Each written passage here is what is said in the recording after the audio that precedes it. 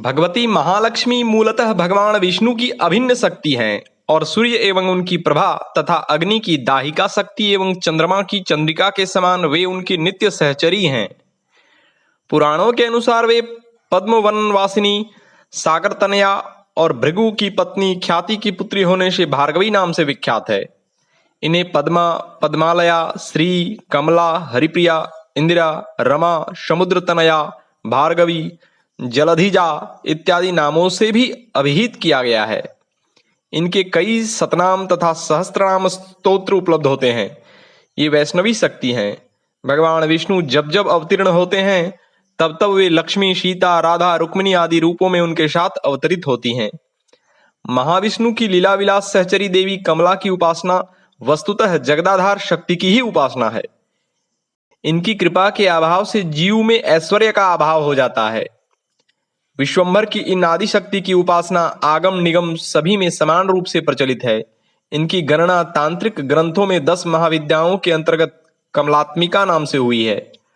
पुराणों के अनुसार प्रमादग्रस्त इंद्र की राज्य लक्ष्मी महर्षि दुर्वासा के शाप से समुद्र में प्रविष्ट हो गईं।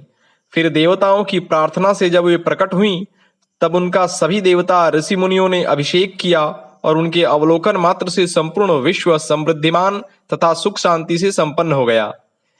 इससे प्रभावित होकर इंद्र ने उनकी दिव्य स्तुति की, जिसमें कहा गया है कि लक्ष्मी की दृष्टि मात्र से निर्गुण मनुष्य में भी शील, विद्या, विनय, औदार्य, गांभीर्य, कांति आदि ऐसे समस्त गुण प्राप्त हो जाते हैं जिससे मनुष्य संपूर्ण विश्व का प्रेम तथा उसकी समृद्धि प्राप्त कर लेता है।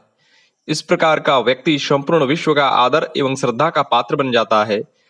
विश्व के प्राचीनतम ग्रंथ ऋग्वेद के पंचम आत्रेयी मंडल का खिल सूक्त, श्री सूक्त देवी लक्ष्मी से ही संबद्ध है।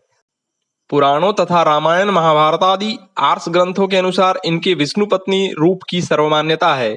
ये सुवर्ण वर्णा, चतुर्भुजा, अनिंद सौंदर्य से संपन्न है। सर्वाभरण भूषित कमल के आसन पर स्थित हो अपने कृपा कटाक्ष से भक्तों की समस्त कामनाओं की पूर्ति करती हैं। इनकी उपासना अत्यंत श्रेयस्करी है। श्री संप्रदाय की आद्य प्रवर्तिका के रूप में इनका उल्लेख मिलता है। पुराणों में इनकी उत्पत्ति के संबंध में कई कथाएं प्राप्त होती हैं।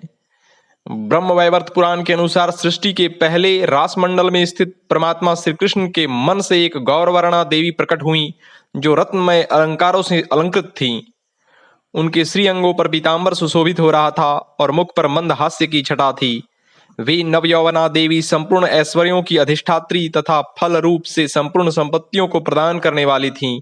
वे ही स्वर्गलोक में स्वर्ग लक्ष्मी तथा राजाओं के यहाँ राजलक्ष्मी कहलाती हैं। इसी पुराण में समुद्र मंथनोपरांत सिंधु सुता रूप में भगवती लक्ष्मी के प्राकट्य और विष्णु वर्ण की भी बात आती है। समग्रतः लक्ष्मी की उत्पत्ति के विषय में यही कथा प्रायः सर्वानुमोदित है। अन्य देवियों की भांति लक्ष्मी जी के भी कई ध्यान, स्तोत्र, कवच, पटल आदि प्राप्त होते हैं। भगवान विष्णु के दिव्य शरीर में उनका वक्षस्थल ही विशेष रूप से भगवती कमला का निवास स्थान निरूपित किया गया है। भगवान विष्णु और लक्ष्मी का परस्पर अभेद संबंध है। जगत पिता भगवान विष्णु जैसे सर्वव्यापक हैं, उसी प्रकार उनकी दिव्य शक्ति महालक्ष्मी भी सर्वव्यापिका हैं। ओम।